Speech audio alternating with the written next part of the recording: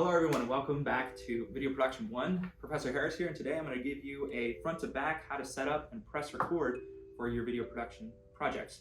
So we're going to start here with the camera. Today we're going to be working with the Panasonic UX180, and we're going to start by putting in the battery. You'll know you'll have the correct battery when it's got this little check thing and that the direction is correct when the check button is on the top. You can press the check button and that'll give you a battery percentage. We're going to start by putting the battery into the back of the camera, pushing in and pressing down. You'll hear a click and then you'll know that the battery is firmly secured in the camera. To open the camera interface, we're going to slide out this little viewfinder and then up. And then the way to start the camera is here on the side. We have our on-off switch. You're going to diffuse by pressing this little white button, slide it over to the on position, and we'll see the camera starts to whirl and we can get video here on the left side. Now, if your lens hood is closed, you want to flip this open so that you can actually see what you're filming. You can use this as a creative technique if you're trying to film people's eyes opening. All right, now we already have the base plate attached to the bottom. So we're going to disconnect that base plate. I asked the lab assistant to do that, and they did it for me. It's as simple as finding your little threads, finding which hole connects to the bottom of the camera, and setting it in. Now this was done before the camera was turned on, and I do highly recommend that you do this with the camera off. So please do this part first. All right, with our base plate connected, we can pull our tripod here into frame. We're gonna slide the camera on, making sure we go back to front rather than front to back. If you go front to back, you can bash up the lens, and that is not good for the equipment. Same thing when you're taking it off, you'll wanna go forward with it so that you're not, again, slamming the lens hood. We'll bring it on here from back to front, and then we're gonna lock this so that it can't slide off with this little knob here. Now it's firmly secured to our tripod, and we can undo the other latches to get ourselves some mobility. All right, now let's move on to the SD card. Come around. The SD card slot is here. We've got this little plastic flip. You'll flip that open, make sure the SD card has the divot on the right side and you're facing the front of the card, and then the camera, that divot goes down. You can slide it in, press it till it clicks, and the SD card is in. Before we're ready to start recording media, we'll have to format this card. But one of the things that you should do in an essential step first is we're going to want to reset the camera to factory defaults so that all the buttons appear the way they should, the camera operates the way it should. To bring up the menu, you can either tap the screen and menu features come up, or you can press this little button down here that reads menu. All right, for the sake of this, we're going to use the screen. I'm going to tap the screen, and in the bottom right, we'll select menu. If we go down once and then go to other function, we can see, if we go down one more tab, we have initial set. So this is other functions, initial set, third page down. We'll do all. Then it's going to say, do you want to do this? You'll say yes. And then we're going to wait until the camera reformats itself to the defaults. Again, this is super helpful if the last person in front of you had the camera, messes up all the settings. Now, next thing we're going to do is we're going to format the SD cards.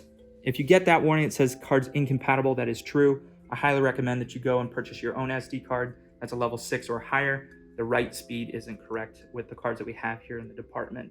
I'll see if I can get that fixed soon. All right, so back here on the settings, to format our SD cards, this is going to make it so that the SD card is compatible with the camera. I'm gonna tap the screen, we'll go to menu, and then we're gonna go down one to other function again, and at the top of other function, we have format media. We can select which SD card. We're gonna select SD card 1, slot 1, we'll hit yes, and then yes again. It's gonna ask you, and it's gonna remind you that all the media on that SD card is going to be deleted. That's perfectly okay. It's not your job to save other people's projects. All right, guys, we're gonna pick up here with audio equipment. We have the 3 basic pieces of audio equipment that you're gonna need for this rig. We're gonna start with the shotgun microphone. You're gonna have these checked out from the lab. First thing you're gonna wanna check is when you open this up, you're going to want to unscrew the microphone from the center and ensure that there's a battery in there. These microphones are not phantom powered and therefore need an internal battery to operate them. There is a AA battery in here. There should be a backup battery, but don't always trust that. We have a tester. You can test those batteries, or if you want to be doubly sure, you can just ask for another battery or bring your own batteries on set, and the batteries will be good on their way. Sweet. So now we've got our battery. We've ensured that it's in our microphone. What we can do now is we can take our microphone and we can wire it up to our XLR cable. Now, do take great efforts to not tangle the XLR cables. This is professional standard. I'll show you guys over the semester how to properly wrap cables with the over-under technique, but we'll come back to you. Hello everybody, welcome back. I said we're going to start with the microphone, and we are. We've got our connector here. I've got my cables sort of sorted out.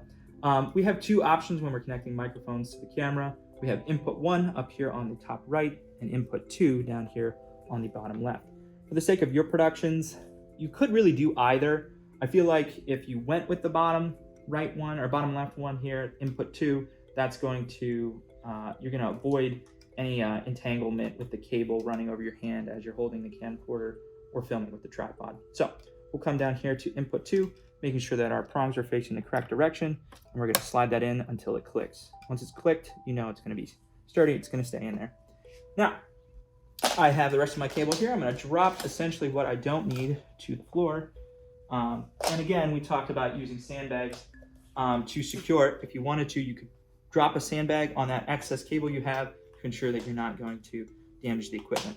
Now, we're going to come over here to our boom mic.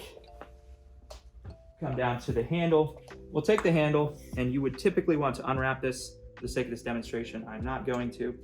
We'll plug in our male connector to our female connector, get our microphone wired and hot. Then we'll take this boom mic, lay that out in a place that makes sense. We're going to put a pen, and we're going to connect our shotgun mic, again ensuring that the batteries are good to go. So we'll connect our shotgun mic up, click, and then we'll plug it in here to the top. Now, I do recommend checking out some tape while you're out doing your production. That way you can tape this microphone to the boom pole and ensure that it's not going to fall off at any point. But now our boom pole is properly wired, our microphone is set up, but our settings on our camera are not set. In here, we have the different input channels. We have channel 1 and channel 2. We can select the different channels that we're looking for. To start, we'll go on the upper left. We have input 1. Right now it's set to microphone, and that is correct. If you go up to line, that's for production studios and soundboards when they send the audio to the camera. We're not doing that. You're working with a microphone, so we'll just make sure that's set to mic. If we had a microphone that was phantom powered and didn't have an internal battery, we would set it to 48V, and then that would be sending electrical signals to the microphone. Again, don't do that. Not required for the microphones we're going to use this semester. We have internal left. There is a stereo microphone here on the front of the camera where it reads Panasonic. That has a left and right channel. If you select channel 1, that on the way on the top, it'll say internal L. That's internal left, but we won't be doing that. We're going to be recording off of what we've plugged the microphone into, which is input 2. So over here on the side, when we're selecting channel 1, we'll slide all the way down to the bottom where we go input 2. Okay, so now we're going to move on now to the bottom row. We have input 2. This is more of like an optional thing. You don't always have to do this, although I do highly recommend making sure that input 2 is also set to microphone, that you set it channel 2 to input 2, and that you lower the volume. And that way, if you're on set, you're doing production, and your audio levels start to peak, you have one channel of audio where it's peaking, maybe it's a little higher because you're trying to pick up those softer frequencies, and you have one that's set lower, so you have two channels of audio, and if one starts to peak or one's too quiet, you have options to switch between later in post. And I'll show you guys how to do that later this semester. I'm going to set both of these at a default to center in line with where they should be. We're going to close this, but next we're going to go ahead and grab some headphones so we can listen to what we're actually filming and then make adjustments here to these audio levels so they're correct. All right, so the lighting conditions in here right now are more cinematic. They're not exactly the way that we want. We haven't properly lit that whiteboard over there sitting on that chair, but for the purpose of this demonstration, I'm going to show you how to set your white balance. I would have an actor or my talent sitting in that chair. I'd want to hold that whiteboard, white card, something just white. We're going to zoom by pressing the right trigger here all the way in until the white completely fills the screen. I'm also going to set my focus. Hopefully your focus is set when you're white balancing. And then again, we'll press the white balance button here, and that's going to select our channel up top, our A and B channel. Right now we have it set to B channel. We can go to preset, or we can go to A channel. A channel or B channel is where you want to sit. And then you'll press again this button up here in the front. We'll click that, making sure we're faced on it, and it's going to give us a white balance set. If it says white balance set NG, that means white balance set no good. It's because there's not sufficient light on your subject. When there is sufficient light, it'll say white balance set okay. So informal slang from the cameras, but we appreciate it. So that's how you set your white balance. If again, you're not able to set your white balance, your lighting conditions are probably too low, which is why I highly encourage checking out a light panel kit with you for your productions. Okay, so you're about to press record, you're on site, you're ready to go, but wait, you need to make sure that the camera is set to the proper recording format. So I'm gonna show you how to do that now. Up here on the screen, if it's not touchscreen, you'll press the menu button. We'll go ahead and hit menu. And then in our settings, we're gonna go to system mode. And then in system mode, we have the record format set to MP4. I would highly recommend you leave it on MP4. MOV is more for Mac product editing, but we're not gonna be editing. We will be editing on Macs, but MP4 is more broadly accepted. It'll make it more versatile. But when we're talking record format here, we're gonna select 4K 2400p. That's it, boom. Now it's gonna wanna reset the frequency to 24 Hertz, and that is a yes. We definitely wanna do that. So the camera's rebooting, it's setting up, and now your camera is actually ready to start recording in 4K at 24 FPS. Again, that's gonna look cinematic. That's the best option. That's what's most broadly used when we're talking Hollywood production. One more thing that you're gonna wanna note when you're working with the camera is the record mode. We can change record modes by tapping here. F1, F2, F3. I highly recommend F5 for real cinematic. That's cinematic 5. That gives you really nice contrast. If you're looking for a more mystical look or more vibrant colors, you can go to F3 if you're doing dream sequences and other things like that. F2 also has a comparable mode to that as well, but F3 is definitely the one to go to. Again, F5 for cinematic. F6 gives it a little bit of a gray. Not a big fan, but if that's the style of your film, then chase it. All right, I think that's a general overview. Let me know if you guys have any questions. Feel free to leave comments in the description below. You can also email me at bharris@franciscan.edu. See ya.